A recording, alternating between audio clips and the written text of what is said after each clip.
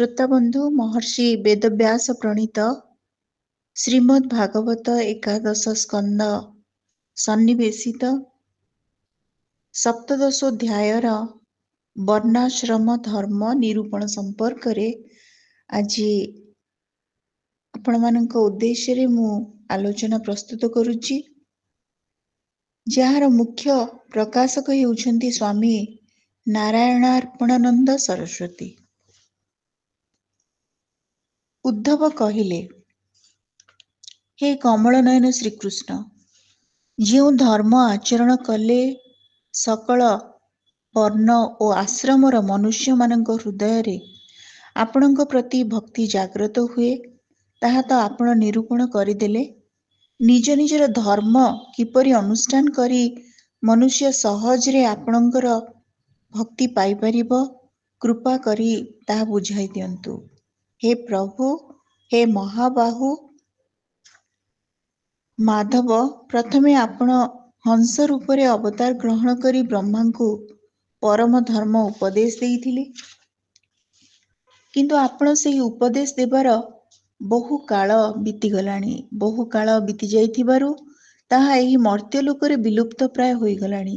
ପୃଥିବୀରେ ତଥା ବ୍ରହ୍ମାଙ୍କର ଯେଉଁ ସଭାରେ ସକଳ ବେଦ ମୂର୍ତ୍ତିମାନ ହୋଇ ବିରାଜମାନ କରନ୍ତି, ସେଠାରେ ବି ଆପଣଙ୍କ ଛଡ଼ା ଅନ୍ୟ କେହି ବି ଏପରି ନାହାନ୍ତି ଯେ କି ଆପଣଙ୍କ ପ୍ରଦତ୍ତ ସେହି ଧର୍ମର ପ୍ରବଚନ, ପ୍ରବର୍ତ୍ତନ ଅବା ସଂରକ୍ଷଣ କରିପାରିବେ। ଆପଣ ହିଁ ସେହି ଧର୍ମର ପ୍ରବର୍ତ୍ତକ, ରକ୍ଷକ ତଥା ଉପଦେଷ୍ଟା। ଆପଣ ପୃଥିବୀ ପୃଷ୍ଠରୁ ଆପଣଙ୍କର ଲୀଳା ସମ୍ବରଣ କରିନେଲେ ସେହି ଧର୍ମ ମଧ୍ୟ ଲୋପ ପାଇଯିବ। ତାପରେ ସେହି ଧର୍ମ ବିଷୟରେ ଆଉ କିଏ ଶୁଣାଇବ? ତେଣୁ ହେ ସର୍ବଧର୍ମର ଜ୍ଞାତା ପ୍ରଭୁ, ଯେଉଁ ଧର୍ମ ମନୁଷ୍ୟକୁ ଆପଣଙ୍କର ଭକ୍ତି ପ୍ରଦାନ କରାଏ, ଆପଣ ସେହି ଧର୍ମ ବିଷୟରେ ବର୍ଣ୍ଣନା କରନ୍ତୁ। ତା ସହିତ ସେହି ଧର୍ମ କିଏ କିପରି ପାଳନ କରିବେ ତାହା ମଧ୍ୟ ବୁଝାଇ କୁହନ୍ତୁ। ଶ୍ରୀ ଶୁକଦେବ କହି ଚାଲିଲେ, ହେ ପରୀକ୍ଷିତ, ଭକ୍ତପ୍ରବର ଉଦ୍ଧବ ଏପରି ପଚାରିବାରୁ ଭଗବାନ ଶ୍ରୀକୃଷ୍ଣ ଅତ୍ୟନ୍ତ ପ୍ରସନ୍ନ ହୋଇ ପ୍ରାଣୀମାନଙ୍କର କଲ୍ୟାଣ ନିମନ୍ତେ ତାଙ୍କୁ ସନାତନ ଧର୍ମ ବିଷୟରେ ଉପଦେଶ ଦେଲେ। ଭଗବାନ ଶ୍ରୀକୃଷ୍ଣ କହିଲେ, ପ୍ରିୟ ଉଦ୍ଧବ, ତୁମର ପ୍ରଶ୍ନଟି ହେଉଛି ଧର୍ମମୟ। ଏହା ସକଳ ବର୍ଣ୍ଣାଶ୍ରମ ଧର୍ମ ମନୁଷ୍ୟଙ୍କୁ ପରମ କଲ୍ୟାଣ ସ୍ୱରୂପ ମୁଖ୍ୟ ପ୍ରାପ୍ତି କରାଇବ।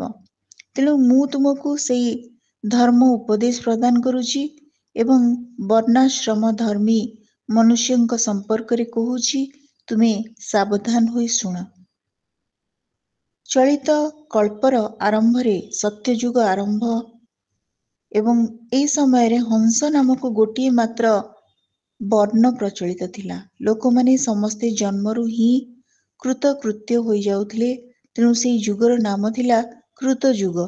ସେତେବେଳେ ଏକମାତ୍ର ପ୍ରଣବ ହିଁ ଥିଲା ବେଦ ଏବଂ ତପସ୍ୟା, ଶୌଚ, ଦୟା ଓ ସତ୍ୟ। ଏପରି ଚାରି ଚରଣରେ ଯୁକ୍ତ ହୋଇ ମୁଁ ହିଁ ଥିଲି ବୃଷଭ ରୂପଧାରୀ ଧର୍ମ।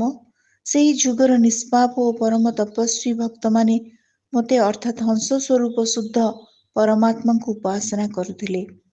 ସତ୍ୟଯୁଗ ପରେ ତ୍ରେତାଯୁଗ ଆରମ୍ଭ ହେବାରୁ ମୋ ହୃଦୟରୁ ପ୍ରାଣ ମାନଙ୍କ ମଧ୍ୟମରେ ଋଗ୍ବେଦ, ସାମବେଦ, ଯଜୁର୍ବେଦ ରୂପୀ ତ୍ରୟୀ ବିଦ୍ୟା ପ୍ରକଟ ହେଲା ଏବଂ ସେହି ତ୍ରୟୀ ବିଦ୍ୟାରୁ ମୁଁ ହୋତା, ଆଧ୍ୱର୍ଯୁ ଓ ଉଦ୍ଗାତାଙ୍କର ତ୍ରିବିଧ କର୍ମ ରୂପକ ଯଜ୍ଞ ହୋଇ ପ୍ରକଟ ହେଲି।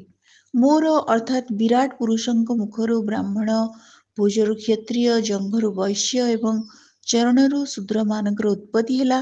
ସେମାନଙ୍କର ସ୍ୱଭାବରୁ ତଥା ଆଚରଣରୁ ସେମାନଙ୍କର ପରିଚୟ ମିଳିଥାଏ। ହେ ଉଦ୍ଧବ, ମୋର ଜଙ୍ଘରୁ ଗୃହସ୍ଥାଶ୍ରମ, ହୃଦୟରୁ ବ୍ରହ୍ମଚର୍ଯ୍ୟାଶ୍ରମ, ବକ୍ଷସ୍ଥଳରୁ ବାନପ୍ରସ୍ଥାଶ୍ରମ ଏବଂ ମସ୍ତକରୁ ସନ୍ନ୍ୟାସ ଆଶ୍ରମ ଉତ୍ପନ୍ନ ହେଲା।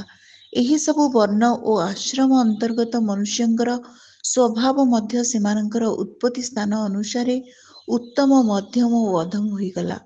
ଅର୍ଥାତ୍ ଉତ୍ତମ ସ୍ଥାନରୁ ଉତ୍ପନ୍ନ ବର୍ଣ୍ଣ ଓ ଆଶ୍ରମର ସ୍ୱଭାବ ଉତ୍ତମ ହେଲା ଓ ଅଧମ ସ୍ଥାନରୁ ଉତ୍ପନ୍ନ ବର୍ଣ୍ଣାଦିଙ୍କର ସ୍ୱଭାବ ଅଧମ ହେଲା। ଶମ, ଦମ, ତପସ୍ୟା, ପବିତ୍ରତା, ସନ୍ତୋଷ, କ୍ଷମାଶୀଳତା, ସରଳତା, ମୋ ପ୍ରତି ଭକ୍ତି, ଦୟା ଓ ସତ୍ୟ ଏସବୁ ବ୍ରାହ୍ମଣଙ୍କର ସ୍ୱଭାବ। ତେଜ, ବଳ, ଧୈର୍ଯ୍ୟ, ବୀରତା, ସହନଶୀଳତା, ଉଦାରତା ଉଦ୍ୟମଶୀଳତା, ସ୍ଥିରତା, ବ୍ରାହ୍ମଣମାନଙ୍କ ପ୍ରତି ଭକ୍ତି ଓ ଐଶ୍ୱର୍ଯ୍ୟ ଏହି ସବୁ ହେଉଛି କ୍ଷତ୍ରିୟ ବର୍ଣ୍ଣର ସ୍ୱଭାବ। ଆସ୍ତିକତା, ଦାନଶୀଳତା, ଦମ୍ଭହୀନତା, ବ୍ରାହ୍ମଣମାନଙ୍କର ସେବା ଏବଂ ଧନ ସଞ୍ଚୟରେ ସନ୍ତୁଷ୍ଟ ନ ହେବା ଏସବୁ ହେଉଛି ବୈଶ୍ୟ ବର୍ଣ୍ଣର ସ୍ୱଭାବ।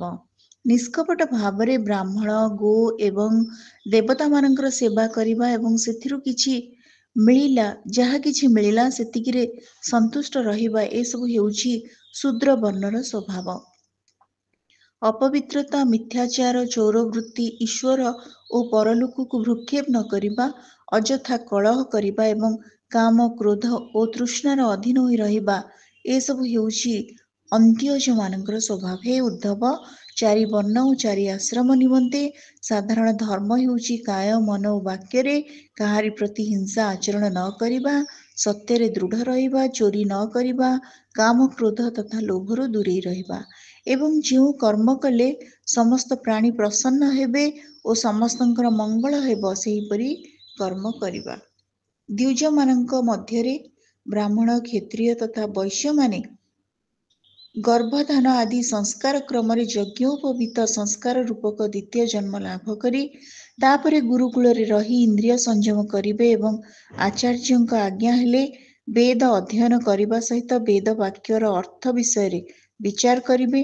ବ୍ରହ୍ମଚାରୀ ମେଖଳା, ମୃଗ ଚର୍ମ, ବର୍ଣ୍ଣ ଅନୁସାରେ ଦଣ୍ଡ, ରୁଦ୍ରାକ୍ଷମାଳା, ଯଜ୍ଞୋପବୀତ ଏବଂ କମଣ୍ଡଳୁ ଧାରଣ କରିବେ। ସେ ଶିରରେ ଜଟା ରଖିବେ ଓ ହାତରେ କୁଶ ଧାରଣ କରିବେ।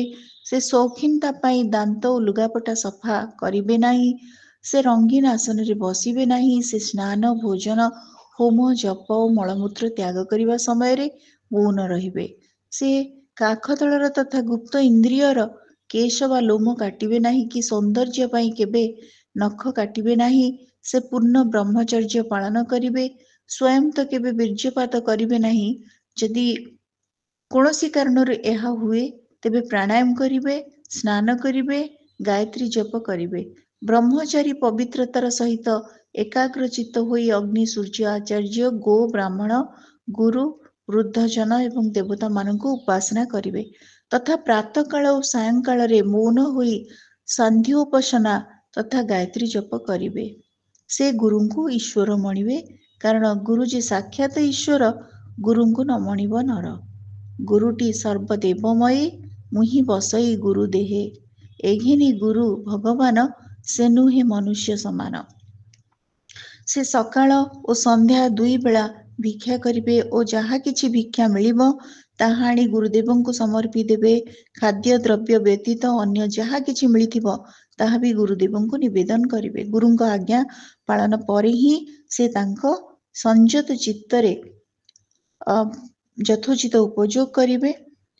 ଆଚାର୍ଯ୍ୟ କୌଣସି ସ୍ଥାନକୁ ଯାଉଥିବା ବେଳେ ବ୍ରହ୍ମଚାରୀ ତାଙ୍କ ପଛେ ପଛେ ଚାଲିବେ। ଆଚାର୍ଯ୍ୟ ଶୋଇପଡ଼ିବା ପରେ ବ୍ରହ୍ମଚାରୀ ଖୁବ୍ ସାବଧାନତାର ସହିତ ତାଙ୍କଠାରୁ କିଛି ଦୂରରେ ଶୋଇବେ। ଆଚାର୍ଯ୍ୟ କ୍ଳାନ୍ତ ହୋଇଯାଇଥିଲେ ବ୍ରହ୍ମଚାରୀ ତାଙ୍କ ନିକଟରେ ବସି ତାଙ୍କ ପାଦ ମଞ୍ଚନ କରିବେ ଏବଂ ଯଦି ବସିଥିବେ ତେବେ ତାଙ୍କ ଆଦେଶକୁ ପ୍ରତୀକ୍ଷା କରି ହାତ ଯୋଡ଼ି ପାଖରେ ଠିଆ ହେବେ। ଏପରି ଭାବରେ ଅତ୍ୟନ୍ତ ନମ୍ର ହୋଇ ଆଚାର୍ଯ୍ୟଙ୍କ ସେବା ଶୁଶ୍ରୂଷା କରି ସର୍ବଦା ତାଙ୍କର ଆଜ୍ଞା ପାଳନରେ ତତ୍ପର ରହିବେ। ବିଦ୍ୟାଧ୍ୟୟନ ଶେଷ ନ ହେବା ପର୍ଯ୍ୟନ୍ତ ସେ ଏପରି ଭାବରେ ସକଳ ପ୍ରକାର ଭୋଗରୁ ଦୂରରେ ରହି ଗୁରୁକୁଳରେ ନିବାସ କରିବେ ଏବଂ କଦାପି ନିଜର ବ୍ରହ୍ମଚର୍ଯ୍ୟ ଖଣ୍ଡିତ କରିବେ ନାହିଁ। ଯଦି ବ୍ରହ୍ମଚାରୀ ମୂର୍ତ୍ତିମାନ ବେଦଗଣଙ୍କ ନିବାସ ସ୍ଥାନ ବ୍ରହ୍ମଲୋକକୁ ଯିବାକୁ ଚାହୁଁଥାନ୍ତି ତେବେ ସେ ଆଜୀବନ ନୈଷ୍ଠିକ ବ୍ରହ୍ମଚର୍ଯ୍ୟ ବ୍ରତ ଗ୍ରହଣ କରିବା ଆବଶ୍ୟକ। ତା ସହିତ ବେଦ ଅଧ୍ୟୟନ ନିମନ୍ତେ ନିଜର ସମଗ୍ର ଜୀବନ ଆଚାର୍ଯ୍ୟଙ୍କ ସେବାରେ ହିଁ ସମର୍ପଣ କରିଦେବା ଆବଶ୍ୟକ। ଏପରି ବ୍ରହ୍ମଚାରୀ ବ୍ରହ୍ମ ତେଜ ସମ୍ପନ୍ନ ହୋଇଯାଆନ୍ତି ଏବଂ ତାଙ୍କର ସକଳ ପାପ ବିନଷ୍ଟ ହୋଇଯାଏ। ସେ ଅଗ୍ନି, ଗୁରୁ ଓ ନିଜ ଶରୀରରେ ତଥା ସକଳ ପ୍ରାଣୀଙ୍କ ଭିତରେ ଏକମାତ୍ର ମୁଁ ବିଦ୍ୟମାନ ଅଛି ବୋଲି ଭାବି ମୋତେ ଉପାସନା କରିବା ଆବଶ୍ୟକ। ବ୍ରହ୍ମଚାରୀ, ବାନପ୍ରସ୍ଥ ଓ ସନ୍ନ୍ୟାସୀମାନେ ସ୍ତ୍ରୀମାନଙ୍କୁ ଚାହିଁବା, ସ୍ପର୍ଶ କରିବା, ସେମାନଙ୍କ ସହିତ କଥାଭାଷା କରିବା ତଥା ପରିହାସ କରିବା ଠାରୁ ବହୁ ଦୂରରେ ରହିବା ଆବଶ୍ୟକ। ସେମାନେ ନିଜକୁ ଅତ୍ୟନ୍ତ ସଂଯମିତ ଭାବରେ ବଞ୍ଚେଇବା ଆବଶ୍ୟକ। ପ୍ରିୟ ଉଦ୍ଧବ, ଶୌଚ, ଆଚମନ, ସ୍ନାନ, ସନ୍ଧ୍ୟୋପାସନା, ସରଳ ଭାବରେ ଜୀବନଯାପନ, ତୀର୍ଥ ସେବନ ଜପ, ସମସ୍ତ ପ୍ରାଣୀଙ୍କ ଠାରେ ମୋତେ ହିଁ ଦର୍ଶନ କରିବା, କାୟ ମନ ବାକ୍ୟରେ ସଂଯତ ରହିବା, ଏସବୁ ନିୟମ ବି ବ୍ରହ୍ମଚାରୀ କି ଗୃହସ୍ଥ କି ବାନପ୍ରସ୍ଥ କି ସନ୍ନ୍ୟାସୀ ସମସ୍ତଙ୍କ ପାଇଁ ସମାନ ଭାବରେ ପ୍ରଯୁଜ୍ୟ। ଅସ୍ପୃଶ୍ୟମାନଙ୍କୁ ନ ଛୁଇଁବା, ଅଭକ୍ଷ୍ୟ ଦ୍ରବ୍ୟ ନ ଖାଇବା ଏବଂ ଯାହା ସହିତ କଥା ହେବା ଅନୁଚିତ ତା ସହିତ କଥା ନ ହେବା, ଏସବୁ ନିୟମ ମଧ୍ୟ ସମସ୍ତଙ୍କ ପାଇଁ ପ୍ରଯୁଜ୍ୟ। ଏସବୁ ନିୟମ ପାଳନ କଲେ ନୈଷ୍ଠିକ ବ୍ରହ୍ମଚାରୀ ଅଗ୍ନି ପରି ତେଜସ୍ୱୀ ହୋଇଯାଆନ୍ତି। ତୀବ୍ର ତପସ୍ୟା ହେତୁ ତାଙ୍କର କର୍ମ ସଂସ୍କାର ଭସ୍ମ ହୋଇଯାଏ, ଅନ୍ତଃକରଣ ଶୁଦ୍ଧ ହୋଇଯାଏ ଏବଂ ସେ ମୋର ଭକ୍ତ ହୋଇ ମୋତେ ପାଇଯାଆନ୍ତି। ପ୍ରିୟ ଉଦ୍ଧବ, ବ୍ରହ୍ମଚାରୀ ଯଦି ଗୃହସ୍ଥାଶ୍ରମରେ ପ୍ରବେଶ କରିବାକୁ ଚାହାନ୍ତି, ତେବେ ବିଧିପୂର୍ବକ ବେଦ ଅଧ୍ୟୟନ ଶେଷ କରି ଆଚାର୍ଯ୍ୟଙ୍କୁ ଦକ୍ଷିଣା ଦେବେ ଏବଂ ତାଙ୍କର ଅନୁମତି ନେଇ ସମାବର୍ତ୍ତନ ସଂସ୍କାର କରିବେ ଏବଂ ସ୍ନାତକ ହୋଇ ଗୃହସ୍ଥାଶ୍ରମରେ ପ୍ରବେଶ କରିବେ। ବ୍ରହ୍ମଚର୍ଯ୍ୟ ଆଶ୍ରମ ପରେ ବ୍ରହ୍ମଚାରୀ ଚାହିଁଲେ ଗୃହସ୍ଥାଶ୍ରମରେ ଅଥବା ବାନପ୍ରସ୍ଥାଶ୍ରମରେ ପ୍ରବେଶ କରିପାରିବେ। ଯଦି ସେ ବ୍ରାହ୍ମଣ ହୋଇଥିବେ ତେବେ ସନ୍ନ୍ୟାସ ବି ଗ୍ରହଣ କରିପାରିବେ କିମ୍ବା କ୍ରମଶଃ ଗୋଟିଏ ଆଶ୍ରମ ପରେ ପରବର୍ତ୍ତୀ ଆଶ୍ରମରେ ପ୍ରବେଶ କରିପାରିବେ। ମୋର ପାରାୟଣ ଭକ୍ତ ଏହିପରି କୌଣସି ଏକ ଆଶ୍ରମର ଅଧୀନ ହେବା ଉଚିତ।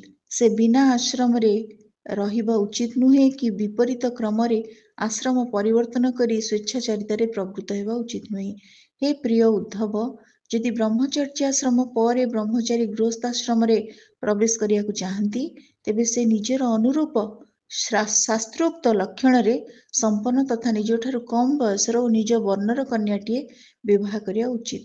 ଯାଗ ଯଜ୍ଞାଦି କରିବାରେ, ଅଧ୍ୟୟନ କରିବାରେ ଓ ଦାନ ଦେବାରେ ବ୍ରାହ୍ମଣ, କ୍ଷତ୍ରିୟ ଓ ବୈଶ୍ୟଙ୍କର ସମାନ ଅଧିକାର ଅଛି, କିନ୍ତୁ ଦାନ ଗ୍ରହଣ କରିବା, ଅଧ୍ୟାପନା କରିବା ଓ ଯଜ୍ଞ କରାଇବାର ଏଇ ଯୋଉ ଦାୟିତ୍ୱ ଅଧିକାର କେବଳ ବ୍ରାହ୍ମଣଙ୍କର ଅଛି। ଯଦି କୌଣସି ବ୍ରାହ୍ମଣ ଭାବନ୍ତି ଯେ ଦାନ ଗ୍ରହଣ କଲେ ତପସ୍ୟା, ତେଜ ଓ ଯଶ ନାଶ ହୋଇଯିବ, ତେବେ ସେ ଅଧ୍ୟାପନା ଓ ଯଜ୍ଞ କରାଇବା ଦ୍ୱାରା ଜୀବନ ନିର୍ବାହ କରିପାରିବେ। ଯଦି ଏ ଦୁଇ ବୃତ୍ତିରେ ମଧ୍ୟ ତାଙ୍କୁ ପରାବଲମ୍ବନ, ଦୀନତା ପ୍ରଭୃତି ଦୋଷ ଦୃଷ୍ଟିଗୋଚର ହୁଏ, ତେବେ କୃଷକ ଜମିରୁ ଶସ୍ୟ କାଟି ନେବା ପରେ ତଳେ ପଡ଼ିଯାଇଥିବା ଶସ୍ୟ ଗ୍ରହଣ କରି ସେ ନିଜର ଜୀବନ ନିର୍ବାହ କରିବେ।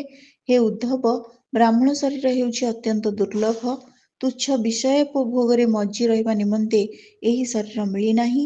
ଆଜୀବନ କଠିନ ତପସ୍ୟା କରି ଶେଷରେ ଅନନ୍ତ ଆନନ୍ଦ ସ୍ୱରୂପ ମୋକ୍ଷ ପ୍ରାପ୍ତି କରିବା ନିମନ୍ତେ ଏହି ଶରୀର ମିଳିଛି। ଯେଉଁ ବ୍ରାହ୍ମଣ ଘରେ ରହି ନିଷ୍କାମ ଭାବରେ ନିଜର ମହାନ ଧର୍ମ ପାଳନ କରନ୍ତି ଏବଂ କୃଷି କ୍ଷେତ୍ରରେ ତଥା ହାଟ ବଜାରରେ ପଡ଼ିଥିବା ଖାଦ୍ୟଶସ୍ୟ ଗୋଟାଇ ଆଣି ସନ୍ତୋଷପୂର୍ବକ ଜୀବନ ନିର୍ବାହ କରନ୍ତି ଏବଂ ତା ସହିତ ନିଜର ଶରୀର, ପ୍ରାଣ, ଅନ୍ତଃକରଣ ଓ ଆତ୍ମା ମୋତେ ସମର୍ପଣ କରିଦିଅନ୍ତି, ଅନ୍ୟ କୌଣସିଥିରେ ଆସକ୍ତି ରଖନ୍ତି ନାହିଁ, ସେ ସନ୍ନ୍ୟାସ ନ ନେଇ ମଧ୍ୟ ପରମ ଶାନ୍ତି ସ୍ୱରୂପ ପରମପଦ ପାଇଯାଆନ୍ତି। ଯେଉଁ ଲୋକ ବିପତ୍ତିରେ ପଡ଼ି କଷ୍ଟ ପାଉଥିବା ମୋର ବ୍ରାହ୍ମଣ ଭକ୍ତକୁ ବିପତ୍ତିରୁ ରକ୍ଷା କରନ୍ତି, ତାଙ୍କୁ ମୁଁ ଅତି ଶୀଘ୍ର ସମସ୍ତ ବିପତ୍ତିରୁ ଉଦ୍ଧାର କରିଦିଏ। ସମୁଦ୍ରରେ ବୁଡ଼ି ଯାଉଥିବା ଲୋକକୁ ନୌକା ଯେପରି ଉଦ୍ଧାର କରିଥାଏ, ମୁଁ ତାକୁ ଠିକ୍ ସେହି ପ୍ରକାର ଉଦ୍ଧାର କରେ। ପିତା ଯେପରି ସନ୍ତାନମାନଙ୍କୁ ରକ୍ଷା କରନ୍ତି, ଗଜରାଜ ଯେପରି ଅନ୍ୟ ଗଜମାନଙ୍କୁ ବିପଦରୁ ଉଦ୍ଧାର କରେ, ରାଜା ସେହିପରି ପ୍ରଜାମାନଙ୍କୁ କଷ୍ଟରୁ ଉଦ୍ଧାର କରିବା ବା ରକ୍ଷା କରିବା ଉଚିତ। ବୁଦ୍ଧିମାନ ରାଜା ନିଜର ସମସ୍ତ ପ୍ରଜାଙ୍କୁ ସକଳ ପ୍ରକାର ବିପତ୍ତିରୁ ରକ୍ଷା କରିବା ସହିତ ନିଜକୁ ମଧ୍ୟ ରକ୍ଷା କରିବା ଆବଶ୍ୟକ। ଯେଉଁ ରାଜା ଏପରି ଭାବରେ ପ୍ରଜାଗଣକୁ ରକ୍ଷା କରନ୍ତି, ସେ ସକଳ ପାପରୁ ମୁକ୍ତ ହୋଇଯାଆନ୍ତି ଏବଂ ଅନନ୍ତ କାଳରେ ସୂର୍ଯ୍ୟ ସଦୃଶ ତେଜସ୍ୱୀ ବିମାନରେ ବସି ସ୍ୱର୍ଗାଲୋକକୁ ଗମନ କରନ୍ତି ଓ ଇନ୍ଦ୍ରଙ୍କ ସହିତ ସ୍ୱର୍ଗ ସୁଖ କରନ୍ତି। ଯଦି ବ୍ରାହ୍ମଣ ଅଧ୍ୟାପନା ଅଥବା ଯାଗ ଯଜ୍ଞାଦି ଦ୍ୱାରା ନିଜର ଜୀବିକା ନିର୍ବାହ କରି ନ ପାରନ୍ତି, ତେବେ ସେ ବୈଶ୍ୟ ବୃତ୍ତିର ଆଶ୍ରୟ ନେଇପାରନ୍ତି ଓ ବିପତ୍ତି ଦୂର ନ ହେବା ପର୍ଯ୍ୟନ୍ତ ସେ ସେହିପରି ବୃତ୍ତି ଧରି ରହିପାରନ୍ତି। ଯଦି କିଛି ବଡ଼ ଧରଣର ବିପତ୍ତିର ସମ୍ମୁଖୀନ ହେବାକୁ ପଡ଼େ, ତେବେ ସେ ଖଣ୍ଡା ଧରି କ୍ଷତ୍ରିୟ ବୃତ୍ତି ଦ୍ୱାରା ମଧ୍ୟ ଜୀବନ ନିର୍ବାହ କରିପାରନ୍ତି, କିନ୍ତୁ କୌଣସି ଅବସ୍ଥାରେ ବି ସେ ଜୀବମାନଙ୍କର ସେବା ଅର୍ଥାତ୍ ଶ୍ୱାନ ବୃତ୍ତି ଅବଲମ୍ବନ କରିବା ଉଚିତ ନୁହେଁ। କିନ୍ତୁ କୌଣସି ଅବସ୍ଥାରେ ବି ସେ ନୀଚମାନଙ୍କର ସେବା ଏବଂ ଶ୍ୱାନ ବୃତ୍ତି ଅବଲମ୍ବନ କରିବା ଉଚିତ ନୁହେଁ। କ୍ଷତ୍ରିୟ ଯଦି ପ୍ରଜା ପାଳନ ଆଦି ଦ୍ୱାରା ନିଜର ଜୀବିକା ନିର୍ବାହ କରିବେ ନାହିଁ, ତେବେ ସେ ବୈଶ୍ୟ ବୃତ୍ତି ଅର୍ଥାତ୍ ବାଣିଜ୍ୟ ବ୍ୟବସାୟ ଆଦି କରିପାରନ୍ତି। ବିଶେଷ ବିପତ୍ତି ପଡ଼ିଲେ ସେ ଶିକାର ଦ୍ୱାରା ଅଥବା ବିଦ୍ୟାର୍ଥୀମାନଙ୍କୁ ପାଠ ପଢ଼ାଇବା ବୃତ୍ତି ଦ୍ୱାରା ନିଜର କାମ ଚଳାଇବେ। କିନ୍ତୁ ସେ ନିଚମାନଙ୍କର ସେବା ଅର୍ଥାତ୍ ଶ୍ୱାନ ବୃତ୍ତି କେବେ ବି ଅବଲମ୍ବନ କରିବା ଉଚିତ ନୁହଁ। ଅଭାବ ସମୟ ଆସିଲେ ବୈଶ୍ୟ ଶୂଦ୍ରମାନଙ୍କ ବୃତ୍ତି ସେବା ଦ୍ୱାରା ଜୀବିକା ନିର୍ବାହ କରିପାରିବେ। ଶୂଦ୍ର ମଧ୍ୟ ଅଭାବ ସମୟରେ ଆସିଗଲେ ମସିଣା ବୁଣିବା ଆଦି କାରୁକାର୍ଯ୍ୟ ଦ୍ୱାରା ନିଜର ଜୀବିକା ନିର୍ବାହ କରିପାରିବେ। କିନ୍ତୁ ହେ ଉଦ୍ଧବ, ମନେ ରଖ ଯେ ଏସବୁ ବ୍ୟବସ୍ଥା କେବଳ ଆପଦକାଳ ଉପସ୍ଥିତି ହେଲେ ହିଁ ଗ୍ରହଣ କରିବାକୁ ପଡ଼ିବ। ଦୁଃଖ କଷ୍ଟରୁ ମୁକ୍ତ ହୋଇ ନ ଯିବା ପର୍ଯ୍ୟନ୍ତ ହିଁ ଏପରି ଉପାୟ ଗ୍ରହଣ କରାଯାଇପାରେ। ଆପଦକାଳ କଟିଯିବା ପରେ ଉଚ୍ଚ ବର୍ଣ୍ଣର ମନୁଷ୍ୟ ନିମ୍ନ ବର୍ଣ୍ଣର ଲୋକଙ୍କ ବୃତ୍ତି ଧରି ଜୀବିକା ଅର୍ଜନ କରିବାର ଲୋଭକୁ ପ୍ରଶ୍ରୟ ଦେବା ଅନୁଚିତ। ତାପରେ ଗୃହସ୍ଥଙ୍କ ଧର୍ମ ବୁଝାଇବାକୁ ଯାଇ ଭଗବାନ କହିଲେ, ଗୃହସ୍ଥ ପୁରୁଷ ବେଦାଧ୍ୟୟନ ରୂପୀ ବ୍ରହ୍ମଯଜ୍ଞ, ତର୍ପଣ ରୂପୀ ପିତୃଯଜ୍ଞ, ହୋମ ରୂପୀ ଦେବଯଜ୍ଞ, କାକବଳି ଅତି ପ୍ରଭୃତି ଭୂତଯଜ୍ଞ ଓ ଅନ୍ନଦାନ ରୂପୀ ଅତିଥି ଯଜ୍ଞ ଇତ୍ୟାଦି ଦ୍ୱାରା ମୋର ସ୍ୱରୂପ ଭୂତ, ଋଷି, ଦେବତା, ପିତର, ମନୁଷ୍ୟ ଏବଂ ଅନ୍ୟ ସମସ୍ତ ପ୍ରାଣୀଙ୍କୁ ପ୍ରତ୍ୟହ ଯଥାଶକ୍ତି ପୂଜା କରିବା ଆବଶ୍ୟକ। ଗୃହସ୍ଥ ପୁରୁଷ ଅନାୟାସ ଲବ୍ଧ ଅଥବା ଶାସ୍ତ୍ରୋକ୍ତ ରୀତିରେ ଉପାର୍ଜିତ ନିଜର ଶୁଦ୍ଧ ଧନ ବିନିଯୋଗ କରି ଆପଣା ଭୃତ୍ୟ ଓ ଆଶ୍ରିତ ପ୍ରଜାମାନଙ୍କୁ କୌଣସି ପ୍ରକାର କଷ୍ଟ ନ ଦେଇ ଅର୍ଥାତ୍ ସେମାନଙ୍କୁ ବି ସନ୍ତୁଷ୍ଟ ରଖି ନ୍ୟାୟ ଓ ବିଧିସଙ୍ଗତ ପ୍ରଣାଳୀରେ ଯଜ୍ଞ କରିବା ଆବଶ୍ୟକ। ପ୍ରିୟ ଉଦ୍ଧବ, ଗୃହସ୍ଥ ପୁରୁଷ କୁଟୁମ୍ବ ପ୍ରତି ଆସକ୍ତ ରହିବା ଉଚିତ ନୁହେଁ। ଯେତେ ବହୁ କୁଟୁମ୍ବୀ ହେଲେ ମଧ୍ୟ ଭଗବତ ଭଜନରେ ଅବହେଳା କରିବା ଅନୁଚିତ। ବୁଦ୍ଧିମାନ ପୁରୁଷ ବୁଝିବା ଆବଶ୍ୟକ ଯେ ଇହଲୋକର ସକଳ ବସ୍ତୁ ଯେପରି ନାଶବାନ, ସ୍ୱର୍ଗାଦି ପରଲୋକର ସକଳ ଭୋଗ ମଧ୍ୟ ସେହିପରି ନାଶବାନ। ଦୂରଯାତ୍ରାରେ ଯାଉଥିବା ବେଳେ ବାଟରେ ବିଭିନ୍ନ ଯାତ୍ରୀଙ୍କ ସହିତ ଯେପରି ମିଳନ ଓ ବିଚ୍ଛେଦ ଘଟେ, ଗୃହସ୍ଥ ଜୀବନରେ ସ୍ତ୍ରୀ, ପୁତ୍ର, ଭାଇ, ବନ୍ଧୁ, ଗୁରୁଜନଙ୍କ ସହିତ ସେପରି ମିଳନ ଓ ବିଚ୍ଛେଦ ଘଟେ। ଶୋଇ ପଡ଼ିଲେ ବିଭିନ୍ନ ସମୟରେ ବିଭିନ୍ନ ସ୍ୱପ୍ନ ଦେଖାଯାଏ, କିନ୍ତୁ ସେସବୁ ପରସ୍ପରଠାରୁ ଭିନ୍ନ ହୋଇଥାଏ। ଦେହାନ୍ତର ହୋଇଗଲେ ଅର୍ଥାତ୍ ମରିବା ପରେ ଅନ୍ୟ ଦେହ ମିଳିଗଲେ ଯେଉଁମାନଙ୍କ ସହିତ ନୂତନ ଭାବେ ମିଳନ ବିଚ୍ଛେଦ ଘଟେ, ସେମାନେ ବି ସେହିପରି ପରସ୍ପରଠାରୁ ଭିନ୍ନ ହୋଇଥାନ୍ତି। ଏସବୁ ବିଷୟ ବିଚାର କରି ଗୃହସ୍ଥ ମନୁଷ୍ୟ ଘର ଜଞ୍ଜାଳରେ ଛନ୍ଦି ହୋଇ ରହିବା ଅନୁଚିତ। ଗୃହସ୍ଥାଶ୍ରମରେ ଜଣେ ଅତିଥି ପରି ଅନାସକ୍ତ ଭାବରେ ରହିବା ଉଚିତ। ଯେ ଶରୀର ଆଦିରେ ଅହଙ୍କାର ରଖନ୍ତି ନାହିଁ କି ଘର ପ୍ରତି ମମତା ପୋଷଣ କରନ୍ତି ନାହିଁ, ତାଙ୍କୁ ଗୃହସ୍ଥାଶ୍ରମ ବନ୍ଧନରେ ପକାଇ ପାରିବ ନାହିଁ। ପୁତ୍ରବାନ ହୋଇଗଲେ ମୋର ଭକ୍ତ ଗୃହସ୍ଥୋଚିତ ଶାସ୍ତ୍ରୋକ୍ତ ପବିତ୍ର କର୍ମ ଦ୍ୱାରା ମୋତେ ଆରାଧନା କରି ଗୃହସ୍ଥାଶ୍ରମରେ ରହିଯାଇ ପାରନ୍ତି କିମ୍ବା ବାନପ୍ରସ୍ଥ ଆଶ୍ରମ ଗ୍ରହଣ କରିପାରନ୍ତି କିମ୍ବା ସନ୍ନ୍ୟାସାଶ୍ରମ ସ୍ୱୀକାର କରିପାରନ୍ତି। କିନ୍ତୁ ହେ ପ୍ରିୟ ଉଦ୍ଧବ, ଯେଉଁ ଲୋକ ଘର ଓ ଘରଧନ୍ଦାରେ ହିଁ ଆସକ୍ତ ହୋଇଯାଏ, ସ୍ତ୍ରୀ, ପୁତ୍ର ଓ ଧନ କାମନାରେ ଆତୁର ହୋଇଥାଏ ଏବଂ ମୂଢ଼ତା ବଶତଃ କୃପଣ ଓ ସ୍ତ୍ରୀ ଲମ୍ପଟ ହୋଇ ମୁଁ ମୋର ବା ଅହଂତ୍ୱ ମମତ୍ୱର ଜାଲରେ ପଡ଼ିଯାଏ, ସେ ବାନ୍ଧି ହୋଇଯାଏ। ସେ ଭାବେ, ହାୟ ହାୟ, ମୋ ମା ବାପା ତ ବୁଢ଼ା ହୋଇଗଲେଣି, ମୋର ସ୍ତ୍ରୀର ଛୁଆଗୁଡ଼ିକ ଏବେ ଛୋଟ ଛୋଟ ହୋଇଛନ୍ତି, ମୁଁ ଯଦି ଘରେ ନ ରହେ ତେବେ ତ ଏମାନେ ଅନାଥ ହୋଇଯିବେ, ଦିନ ଦୁଃଖୀ ହୋଇଯିବେ। ଏ ବିଚରାମାନେ ବଞ୍ଚିବେ କିପରି? ଏପରି ଭାବରେ ଘର ପରିବାରର ବାସନା ଦ୍ୱାରା ଯେଉଁମାନଙ୍କର ଚିତ୍ତ ବିକ୍ଷିପ୍ତ ହୋଇଯାଏ, ସେହି ମୂଢ଼ ବୁଦ୍ଧି ମାନେ ବିଷୟ ଭୋଗରେ କେବେ ବି ତୃପ୍ତ ହୁଅନ୍ତି ନାହିଁ। ଏପରି ଅତୃପ୍ତ ରହି ରହି ସେମାନେ ଜୀବନଟାକୁ ନଷ୍ଟ କରିଦିଅନ୍ତି ଏବଂ ମରିବା ପରେ ଘୋର ତମୋମୟ ନରକରେ ପଡ଼ନ୍ତି। ଇତି ଶ୍ରୀମଦ୍ଭାଗବତେ ମହାପୁରାଣେ ପାରମହଂସ୍ୟାଂ ସଂହିତାୟାଂ ଏକାଦଶ ସ୍କନ୍ଧେ ସପ୍ତଦଶୋଧ୍ୟାୟ। ଶ୍ରୋତାବନ୍ଧୁ, ଆମେ ଶୁଣୁଥିଲେ ଶ୍ରୀମଦ୍ଭାଗବତ ଏକାଦଶ ସ୍କନ୍ଧ ସନ୍ନିବେଶିତ ସପ୍ତଦଶୋଧ୍ୟାୟ, ଯେଉଁଥିରେ ଶୀର୍ଷକ ଥିଲା ବର୍ଣ୍ଣାଶ୍ରମ ଧର୍ମ ନିରୂପଣ। ଅଡିଓଟି କେମିତି ଲାଗିଲା? ଆପଣମାନଙ୍କର ମତାମତ ଅପେକ୍ଷାରେ ରହୁଛି। ଧନ୍ୟବାଦ।